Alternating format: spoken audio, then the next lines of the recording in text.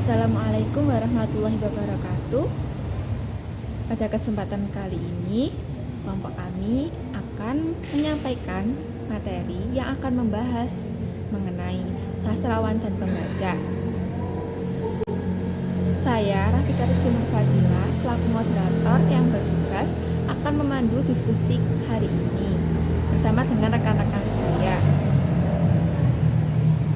Pembaca di hadapan sastrawan sangatlah penting dan berharga, karena tanpa adanya pembaca yang mau membaca karya sastra, maka sastrawan bukanlah siapa-siapa. Begitu juga apabila kita tidak mau membaca karya sastra, maka kita tidak akan pernah mengenal apa itu karya sastra. Sebagaimana yang dikemukakan oleh Selden 1985 bahwa karya sastra tidak memiliki keberadaan yang nyata sampai karya sastra itu dibaca, karena pembacalah yang menerapkan kode yang dituliskan oleh sastrawan. Selanjutnya akan disampaikan materi yang akan membahas tentang pembaca, yang terbagi menjadi 3 subbab. Yang pertama, pembaca karya sastra. Yang kedua, hubungan sastrawan dengan pembaca. Dan yang ketiga, pandangan ahli terhadap pembaca. Materi yang pertama akan disampaikan oleh rekan saya. Oke, baik. Saya Mega Intan Ramanika. Di sini saya akan menyampaikan materi subbab pembaca karya sastra. Pada sebelumnya, karya sastra ini memiliki arti yang dimaksudkan oleh pengarangnya sebagai karya sastra yang berwujud karya sastra dan dapat diterima oleh masyarakat sebagai karya sastra. Pada pengertian ini, peran pembaca sangat penting untuk menentukan karya sastra tersebut sebagai karya sastra atau bukan, secara sadar atau tidak, secara sengaja atau tidak, dan pada akhirnya akan sampai kepada tangan pembaca juga. Sebagai keutuhan komunikasi sastrawan, karya sastra dan pembaca, pada hakikatnya karya sastra yang tidak sampai kepada tangan pembaca itu bukanlah karya sastra. Adapun tujuan penyair itu sebagai memberikan hal-hal yang nikmat atau hal-hal yang enak dan sekaligus mengatakan hal-hal yang untuk berfaedah di kehidupan. Horatius menggabungkan 2 kata, yaitu util dan dulus, memiliki makna yang bermanfaat dan yang enak. Pendapat inilah munculnya awal pendekatan pragmatik. Pendekatan pragmatik ini merupakan bidang kajian yang menitik beratkan karya sastra kepada peran pembaca. Pendekatan pragmatik ini kita dapat mengenal resepsi sastra. Resepsi sastra ini merupakan kajian yang mempelajari bagaimana pembaca memberikan makna terhadap karya sastra yang telah dibacanya, sehingga dapat memberikan reaksi tanggapan maupun tanggapan aktif dan pasif. Pentingnya peranan pembaca ini dalam memberikan arti terhadap karya sastra dapat dilihat pada kenyataan bahwa karya sastra yang sama akan dimaknai secara berbeda oleh pembaca yang berbeda juga. Selanjutnya materi akan dibawakan oleh rekan saya. Saya Meika Syafira Mahsa akan menyampaikan materi selanjutnya, yaitu tentang hubungan sastrawan dengan pembaca. Yang pertama, hubungan sastrawan dan pembaca sangat khas dari sifat komunikasinya. Seorang sastrawan dan pembaca harus sama-sama sadar bahwa mereka saling berkomunikasi melalui sebuah karya sastra. Sastrawan dan pembaca memiliki hubungan timbal balik. Seorang pembaca juga harus sadar karya sastra yang dia baca ini dapat berupa khayalan ataupun kenyataan. Peranggapan ini disebut sebagai konvensi sastra. Konvensi sastra dapat meliputi berbagai aspek. Yang pertama ada aspek bahasa, aspek struktur, genre, dan juga aspek sosio-budaya. Sebagai contoh, seorang sastrawan dan juga pembaca sama-sama sadar bahwa bahasa yang digunakan dalam sebuah karya sastra berbeda dengan bahasa yang digunakan dalam kehidupan sehari-hari. Sastrawan dapat menyampaikan informasi secara given, yaitu informasi yang sudah diketahui oleh seorang sastrawan itu sendiri dan juga pembaca. Sastrawan yang sudah mengetahui selera remaja akan menulis karya sastra sesuai dengan selera remaja yang nantinya akan ia kirimkan sebagai majalah remaja. Tidak semua pembaca menyukai sastrawan yang mengikuti selera pembaca. Ada pembaca yang justru ingin ditipu oleh kepiawaian seorang sastrawan dalam menulis sebuah karya sastra. Contohnya, seorang pembaca tidak akan suka apabila seorang pembaca yang menyukai tema detektif tidak akan suka apabila di awal ia membaca, ia sudah dapat menebak dengan jelas bagaimana akhir dari cerita tersebut. Kita lanjutkan.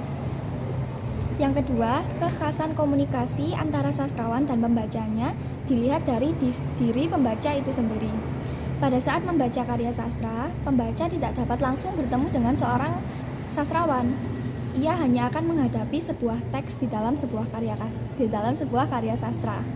Dalam komunikasi sehari-hari, pesan harus sampai kepada seorang mitra tutur. Apabila pesan tersebut tidak sampai, maka hal itu tidak dapat dikatakan sebuah pesan karena tidak terjadi sebuah komunikasi. Demikian juga dalam dunia sastra. Pembaca akan menerima karya sastra dari seorang sastrawan. Bentuk penerimaan itu berbeda-beda, tergantung dari diri pembaca itu sendiri. Ada pembaca awam, pembaca kritikus, pembaca sastrawan, dan juga ada dari kalangan akademisi.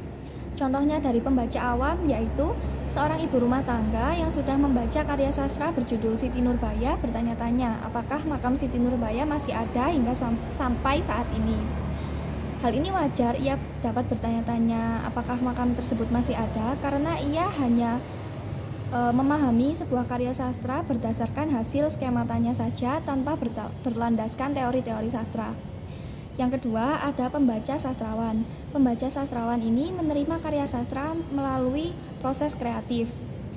Tidak jarang seorang pembaca sastrawan akan menghasilkan sebuah karya sastra baru setelah ia membaca sebuah karya sastra. Contohnya ada Anton Chekhov dengan novelnya yang berjudul The Darling. Novel The Darling ini menjadi pemicu seorang Budi Dharma untuk melahirkan atau menuliskan sebuah karya sastra yang berjudul Olenka. Selain itu juga wajar apabila terdapat perbedaan antara yang dimaksudkan dengan sastrawan kepada pembacanya. Hal ini dapat disebabkan perbedaan pandangan terhadap dunia.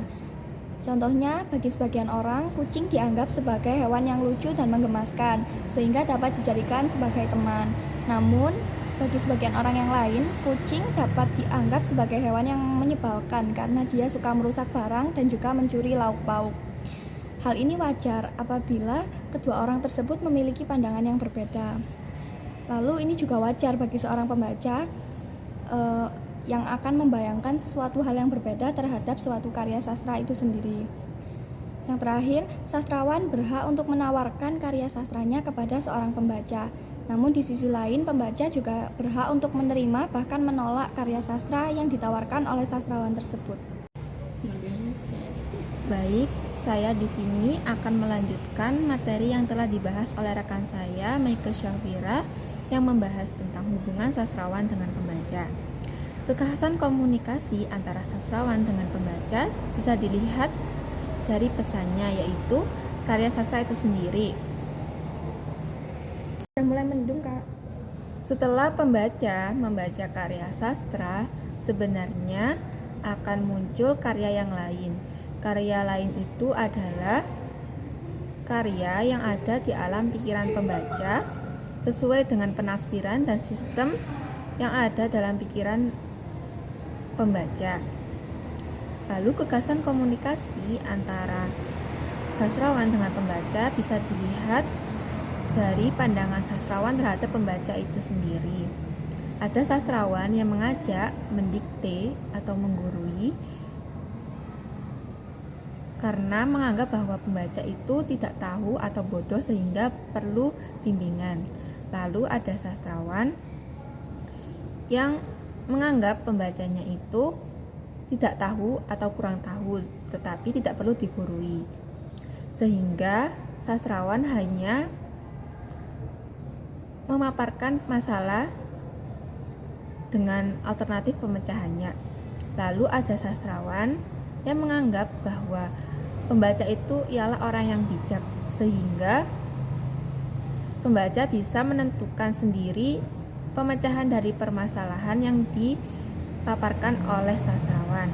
Lalu ada pula keadaan di mana sastrawan pemula atau yang baru saja menulis karya sastra membutuhkan pengakuan, sehingga menganggap pembacanya ialah orang yang lebih pintar dari sastrawannya. Baik, terima kasih. Materi selanjutnya akan dibahas dan disampaikan oleh rekan saya. Baik, terima kasih. Saya di sini Nadifa Salsabila akan menjelaskan tentang subbab terakhir yang bab kami sampaikan. Nah, pembaca itu kan sangat penting kedudukannya. Oleh karena itu, di dalam bidang studi sastra terdapat bidang kajian sastra. Nah, bidang kajian sastra itu disebut kajian pragmatik. Nah, kajian pragmatik itu mempunyai beberapa ahli-ahli yang sangat terkenal. Namun, kami akan menyampaikan 3 saja tokoh-tokoh yang terkenal, yaitu yang pertama Stanley Fish. Stanley Fish ini mengemukakan pendapat dalam pengalaman pembaca. Ia berpusat pada penyesuaian harapan yang dibuat pembaca ketika mereka membaca sepanjang teks. Kemudian yang kedua, Jonathan Sailer mengemukakan pendapatnya tentang dimensi pembacaan. Konvensi yang diterapkan pada satu genre itu tidak bisa diterapkan pada orang lain. Jadi kayak kalau satu, ya satu aja, nggak bisa diterapkan ke yang lain. Yang ketiga yaitu Michael Rivatere juga mengemukakan bahwa kompetensi sastra bagi pembaca itu sangat penting, khususnya pada puisi, karena untuk menghadapi atau memahami kegramatikalan dalam puisi tersebut. Baik, terima kasih. Itu yang saya sampaikan dari subbab terakhir yang kami jelaskan. Terima kasih.